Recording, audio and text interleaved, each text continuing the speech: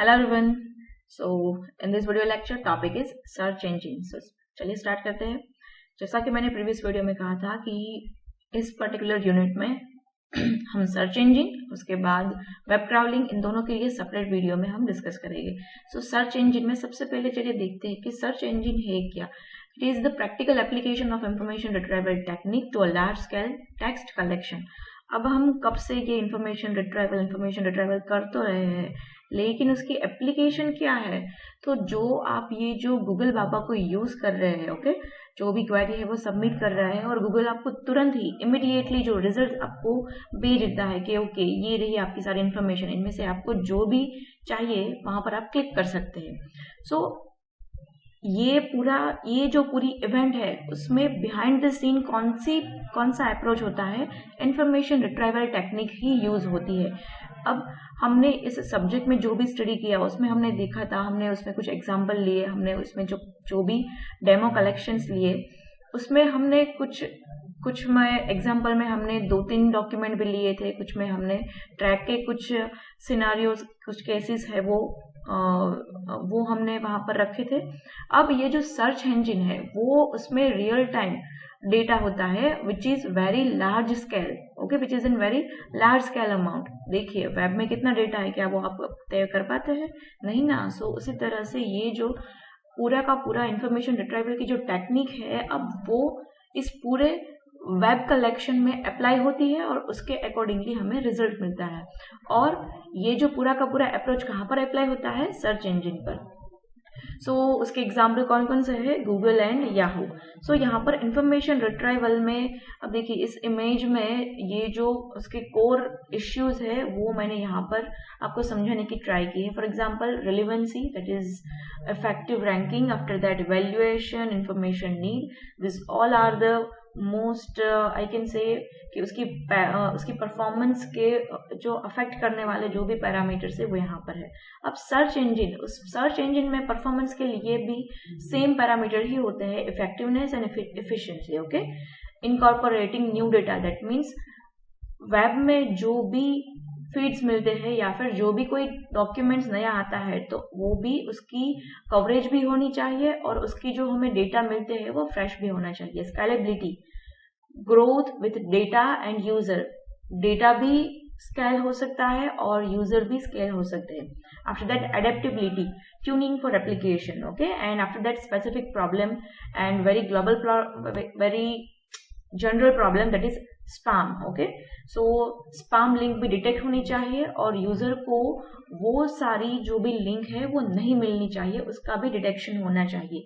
सो ये जो सारी फीचर्स है वो कौन आपको प्रोवाइड करता है? Search engine.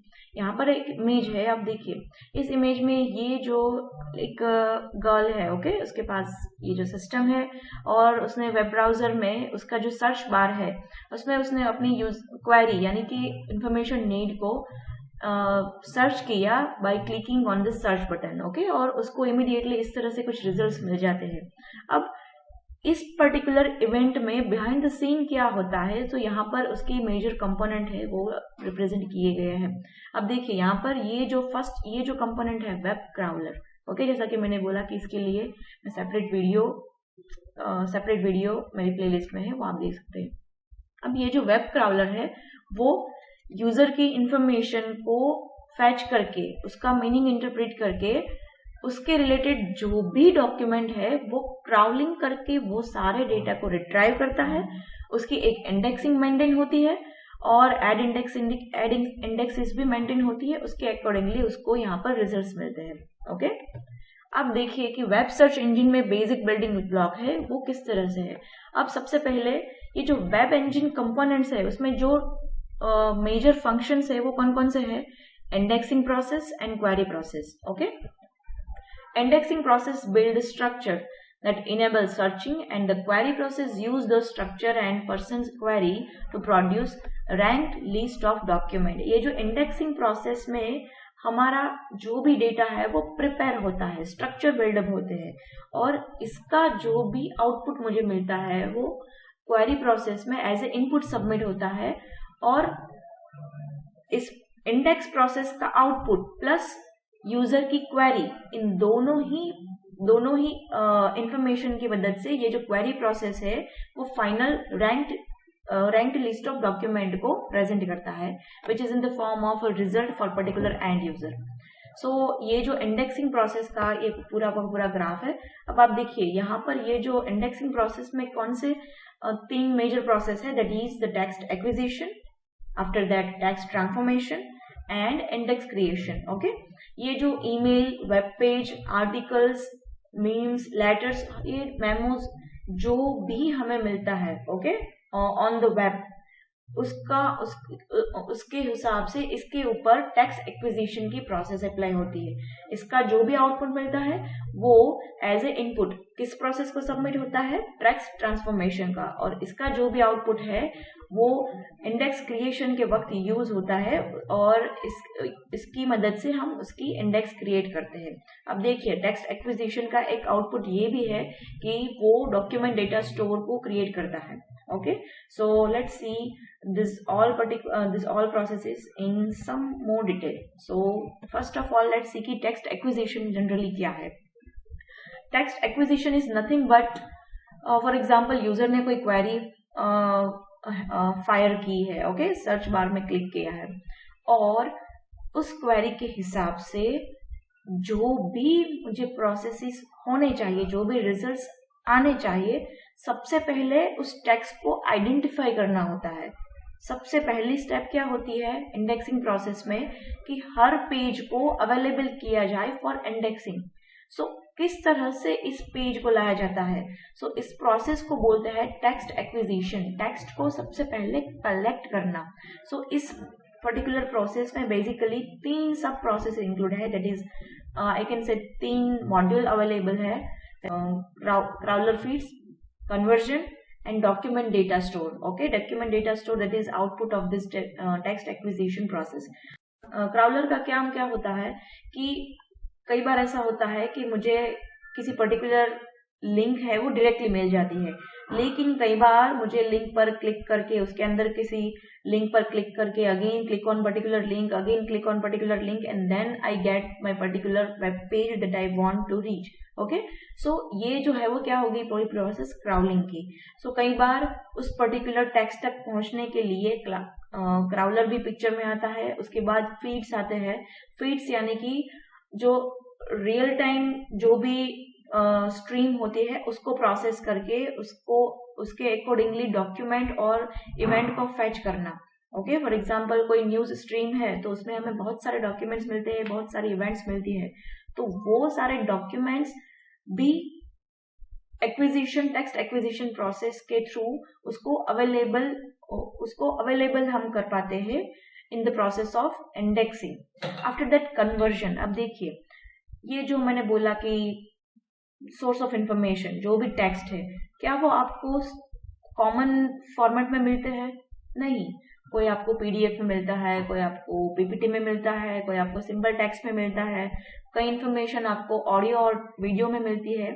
सो इन सारी प्रोसेस का कन्वर्जन किया जाता है। ओके, और जनरली ये जो कन्वर्जन है वो बेसिकली HTML XML फॉर्मेट में होता है और उसके बाद उसकी एक डॉक्यूमेंट डेटा स्टोर मेंटेन की जाती है। अब जनरली इसमें क्या होता है, फॉर एग्जांपल यहाँ पर मेरे पास कोई एक डॉक्यूमेंट D है, ओके, और उसके रिलेटेड जो भी मेटा डेटा है, मेटा डेटा यानी कि ये डॉक्यूमेंट की लास्ट मॉडिफाइड डेट क्या है, उसका हेडिंग क्या है, उसमें टाइटल क्या है, उसमें कोई पर्सन का नाम है, उसका ऑथर कौन सा है, ये जो भी इंफॉर्मेशन है that is called Meta data, that means data about data. ये जो भी है वो किसमें मेंटेन होते हैं? डॉक्यूमेंट डेटा स्टोर में। ओके, जितने भी डॉक्यूमेंट्स है उसकी सारा डेटा स्टोरेज है वो इस पर्टिकुलर बॉक्स में होता है काइंड ऑफ। ओके, सो ये थी text acquisition process. After that text transformation. Okay, so ये जो टेक्स्ट ट्रांसफॉर्मेशन है उसमें सबसे पहले by mistake this parser goes to in this title text, but it is actually in this portion. Okay, it is sub process parser में generally क्या होता है कि यूजर की क्वेरी और ये जो टेक्स्ट इंफॉर्मेशन है उसको पार्स किया जाता है। ओके, पार्स में बेसिकली जो मेन इवेंट है that is token, that is tokenizing the text of particular document. और यहाँ पर उसके बाद बहुत सारी इवेंट्स है लाइक स्टॉपिंग, स्टैमिंग, ओके। और ये जो स्टॉपिंग और स्टैमिंग है इसकी सेपरेट वीडियो मैंने ऑलरेडी मेरी प्लेलिस्ट में अपलोड कर दी है। यदि आपको इस बारे में नहीं पता है then you can watch that particular video and you can have idea about that. So stopping में जनरली क्या होता है, ओके, पार्सर में क्या होता है, टोकनाइजेशन, दैट मीन्स उसको हम टोकनाइज करते हैं जो भी हमारा, ओके, फॉर एग्जांपल यहाँ पर देखिए टेक्स्ट एक्विजिशन, सो उसको मैंने टोकनाइज कर दिया तो मुझे दो टर्म्स मिलती है, that is text and acquisition, okay. After that stopping में जनरली हम जो भी इंपॉर्टेंट वर्ड नहीं है उसको हम इग्नोर करते हैं। स्टैमिंग, उसमें हम किसी पर्टिकुलर वर्ड को उसके स्टैम वर्ड में कन्वर्ट करते हैं। सो फॉर एग्जांपल यहाँ पर देखिए indexing, so indexing is not a root word, इसका रूट वर्ड क्या है, इंडेक्स, स्टैम वर्ड क्या है, इंडेक्स। सो स्टैमिंग में इस तरह की प्रोसीजर होती है। After that link analysis. अब ये जो लिंक एनालिसिस है वो क्यों जरूरी है, बिकॉज जैसा कि मैंने बोला कि कई बार हम देखिए यहाँ पर क्या था, मैंने बोला था कि जो टेक्स्ट एक्विजिशन का जो भी आउटपुट है वो एज ए इनपुट किसको सबमिट होता है, टेक्स्ट ट्रांसफॉर्मेशन को, ओके। लेट्स से यहाँ पर मैंने एक पेन, इसका जो आउटपुट है वो यहाँ पर एज ए इनपुट सबमिट होता है टेक्स्ट ट्रांसफॉर्मेशन प्रोसेस को। अब यहाँ पर ये जो भी टेक्स्ट है वो यहाँ पर आते हैं और उसके ऊपर ये सारी जो प्रोसीजर है वो अप्लाई होती है। अब यहाँ पर लिंक एनालिसिस भी होता है। अब लिंक एनालिसिस में क्या होता है, देखिए यहाँ पर मैंने बोला था कि मेटा डेटा स्टोर होता है। अब ये मेटा डेटा में कई बार जो हाइपर टेक्स्ट यानी कि एंकर टैग जो लिंक होती है वो भी मेंटेन होती है। फॉर एग्जांपल कोई एक पर्टिकुलर डी है, ओके, और उस पर्टिकुलर डी में 1, 2 and 3 ऐसे लिंक मुझे मिलती है जो कि किसी अलग डॉक्यूमेंट को रिफर करती है, तो इसकी भी एंट्री, उसका भी मेंटेन डेटा यहाँ पर होता है, ओके। अब ये जो टेक्स्ट ट्रांसफॉर्मेशन प्रोसेस है उसमें लिंक एनालिसिस हम किस तरह से करते हैं कि ओके इस पर्टिकुलर डॉक्यूमेंट डी का जो हमें मेटा डेटा मिलता है उसमें यहाँ पर 3 लिंक को रेफर किया गया है, ओके। सो इस तीनों डॉक्यूमेंट्स के ये जो लिंक एनालिसिस किया जाता है using various link analysis algorithms. After that information extraction. अब यहाँ पर बेसिकली क्या होता है कि यूजर को जो भी इंफॉर्मेशन चाहिए उससे रिलेटेड इंफॉर्मेशन कौन कौन सी है। फॉर एग्जाम्पल मैंने यहाँ पर सर्च किया लाइक अ ग्लोबल वार्मिंग और उसके रिलेटेड जो भी मुझे डॉक्यूमेंट्स रिट्राइव्ड होते हैं उसमें से मुझे इंफॉर्मेशन एक्सट्रैक्ट करनी है। अब देखिए प्रीवियस यूनिट में हमने स्टडी किया था समराइजेशन, ओके। तो summarization is kind of extraction और वहां पर हमने 2 टाइप के एक्सट्रैक्शन समराइजेशन टेक्निक भी स्टडी की थी। सो ये जो पर्टिकुलर एक्टिविटी है वो कौन से पार्ट में आती है, text transformation. After that classifier, okay. Generally ये जो क्लासिफायर है वो जनरली ऐड और स्पैम, ये दोनों जो क्लासिफायर है उसके अकॉर्डिंगली हम उसको टेक्स्ट को क्लासिफाई करते हैं। अब यहाँ पर दो तरह के केस है, one is classification and the second one is clustering, okay. Clustering यानी कि grouping of similar kind of documents and classification में हम हर डॉक्यूमेंट में एक लेबल होता है। फॉर एग्जांपल टॉपिक का लेबल होता है कि ओके ये पर्टिकुलर डॉक्यूमेंट है वो एनवायरमेंट रिलेटेड है, ये पर्टिकुलर टॉपिक है वो साइंस रिलेटेड है, ये पर्टिकुलर टॉपिक है वो कल्चर रिलेटेड है। सो इस तरह से हमने उसको क्लासिफिकेशन किया हुआ है, ओके। और second case is clustering, that means कि हम मोर देन 2 का हम उसको ग्रुपिंग करते हैं। सो ये जो बेसिकली जो भी टास्क है वो टेक्स्ट ट्रांसफॉर्मेशन में किए जाते हैं। And last process is index creation, इसका जो भी आउटपुट है वो यहाँ पर सबमिट होता है और फाइनली मुझे जो भी मिलता है वो मुझे रिजल्ट मिलती है, okay. So before comes to this result let's see कि ये जो पार्ट 3 है उसमें क्या होता है इंडेक्स क्रिएशन में। तो यहाँ पर डॉक्यूमेंट स्टैटिस्टिक्स कैलकुलेट किए जाते हैं। अब डॉक्यूमेंट स्टैटिस्टिक्स में जनरली क्या होता है कि उसकी ओके हम एक टॉपिक ऑलरेडी देख चुके हैं, that is TF-IDF, okay. TF term frequency, IDF, that means inverse document frequency. Document statistics में जनरली स्टैटिस्टिक्स के वो कैलकुलेट की जाती है. फॉर एग्जांपल किसी पर्टिकुलर डॉक्यूमेंट में कितने टर्म्स आते हैं, कोई पर्टिकुलर टर्म कितनी बार आती है, डॉक्यूमेंट की लेंथ क्या है in terms of tokens. After that उसकी टर्म की जो वेटेज है वो क्या है. ओके, और हर रिट्राइवल मॉडल में उसकी वेटेज है वो हम डिफरेंट पर्सपेक्टिव से कैलकुलेट कर सकते हैं. फॉर एग्जांपल इनमें बहुत सारे हैं, इनमें से एक जो है वेल नोन अप्रोच है, that is TF-IDF, that is TF, that is term frequency, IDF inverse document frequency. उसकी मदद से हम किसी पर्टिकुलर डॉक्यूमेंट में टर्म्स की वेटेज निकाल सकते हैं. ओके, तो वेटेज. After that inversion. अब ये जो इन्वर्जन है उसमें डॉक्यूमेंट टर्म इंफॉर्मेशन को टर्म डॉक्यूमेंट इंफॉर्मेशन में उसका इन्वर्जन होता है. Okay, and after that distribution. पूरी की पूरी जो भी इंडेक्सिंग है उसको डिस्ट्रीब्यूट की जाती है over the network, over the various sites. तो ये थी हमारी indexing process. Okay, after that second major function that is query process. अब ये जो क्वेरी प्रोसेस में जो मेन 3 एक्टिविटी है वो क्या है? User interaction, ranking and evaluation. Okay, तो चलिए इस प्रोसीजर को भी हम डिटेल में देखते हैं. तो first one is user interaction.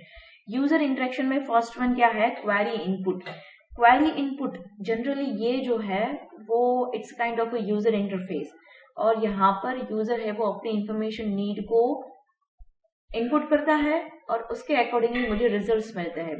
और ये जो क्वेरी इनपुट है उसमें एक टास्क वो भी इंक्लूड होता है कि सर्च इंजन हमें जो भी इंफॉर्मेशन देता है उसमें हम उसको जो भी सिमिलर टॉपिक के डेटा है उसको हम एक ग्रुप में इन the form of result user को रिप्रेजेंट करते हैं. After that query transformation. Okay, query transformation एक अलग ही टॉपिक है जिसके बारे में हम ऑलरेडी प्रीवियस यूनिट में देख चुके हैं. Query transformation, query resubmission and relevance feedback is also one of the approach of query transformation. Okay, after that results output. जो भी ये जो रिजल्ट का आउटपुट होता है वो यूजर को प्रेजेंट किया जाता है, और वहां पर भी कुछ बहुत सारे पॉइंट्स के ऊपर हम नोट होनी चाहिए. फॉर एग्जांपल स्पैम और एडवर्टाइजमेंट में जो भी हमें लिंक मिलती है, स्पैम लिंक है वो जनरली नहीं आनी चाहिए. सो उसका आइडेंटिफिकेशन होना चाहिए, वो आइडेंटिफाई होनी चाहिए और उसको रिमूव करना चाहिए रिजल्ट्स में से. और एडवर्टाइजमेंट उसकी भी अलग से इंडेक्सिंग होती है तो उसका भी मेंटेनेंस होना चाहिए. सेकंड जो है वो सेकंड एक्टिविटी है दैट इज रैंकिंग. रैंकिंग में क्या कौन कौन सी है? तो स्कोरिंग है, ऑप्टिमाइजेशन है और डिस्ट्रीब्यूशन है. And the third one is evaluation. अब देखिए रैंकिंग में हम क्या काउंट करते हैं? स्कोरिंग. ओके, अब ये जो स्कोरिंग है that is the most important part of this indexing and query process.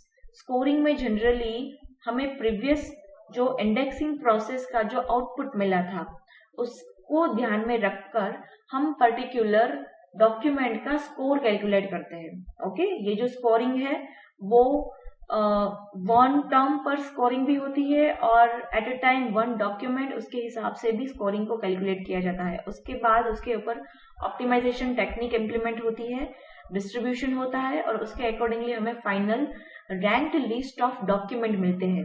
Okay, अब जो भी हमें रिजल्ट्स मिलते हैं उसका इवेल्युएशन होता है. इवेल्युएशन में कौन कौन की प्रोसीजर है?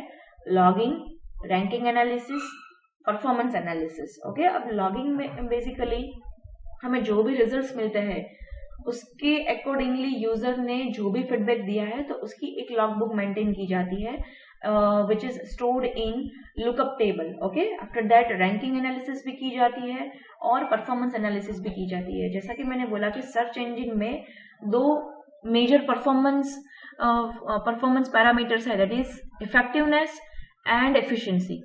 एफिशिएंसी दैट मीन्स कि कितने टाइम में हमें डॉक्यूमेंट्स रिट्राइव होते हैं, और इफेक्टिवनेस दैट मीन्स कि क्वालिटी क्या है हमें जो भी रिजल्ट्स मिलता है उसकी. सो ये दोनों फैक्टर्स है वो ध्यान में होने चाहिए. Okay, after that, for example यहाँ पर आपको 2 सर्च इंजिन दिए गए हैं, तो वहां पर what are the relative size of their indexes. Okay, so first case क्या है, in response to the queries a search engine can return a web page whose content it has not indexed or fully or even partially indexed. Okay, जो भी उसके पास web pages है उसमें उसको जो भी फुल्ली और पार्शली जो भी कंटेंट उसको मैच होती है तो वो उसको इंडेक्स कर देता है। अब कई बार क्या होता है कि जो वेब पेज डीप इनसाइड होते हैं, दैट मीन्स वो लिंक के अंदर लिंक, लिंक के अंदर लिंक, लिंक के अंदर लिंक, और वहां पर जो पेज मिलता है that is actually relevant to particular query, लेकिन वो हमें डायरेक्टली नहीं मिलते। यहाँ पर हमें यहाँ क्राउलिंग के प्रोसीजर है वो अप्रोच करनी पड़ती है और उसके बेस पर हमें रिजल्ट्स मिलती है। ओके, सो ये थी वेब सर्च इंजन की procedure. I hope you are getting my point during watching this video lecture. So इस वीडियो लेक्चर में इतना ही। Thanks for watching, have a good day.